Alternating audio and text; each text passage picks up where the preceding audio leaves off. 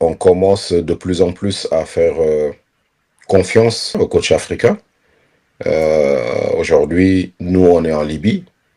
Je pense que c'est une première pour la Libye de prendre des coachs, on va dire, africains, parce que c'était plus tourné vers des coachs euh, européens. Il y a Eric Schell qui est au Nigeria.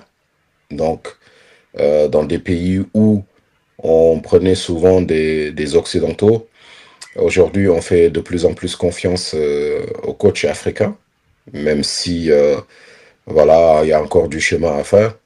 Mais je pense qu'on est dans le bon chemin. Après, il faut juste que l'on mette ces coachs-là dans les mêmes conditions de travail qu'on mette nos collègues occidentaux.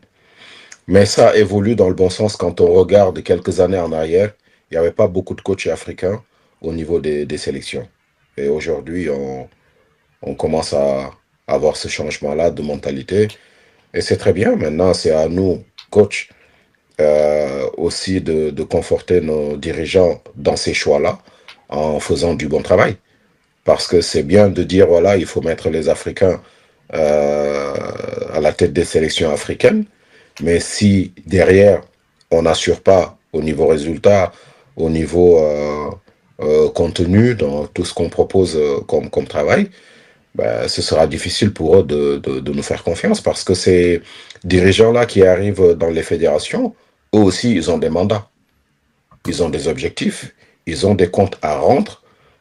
Donc, ils vont pas prendre juste pour dire, voilà, j'ai pris un Africain. Ils vont prendre et avoir peut-être aussi cette légitimité à la fin de leur mandat de pouvoir dire, oui, avec ce coach, on a fait ça, ça, ça, ça, ça, des choses que, voilà, que l'on peut toucher du doigt.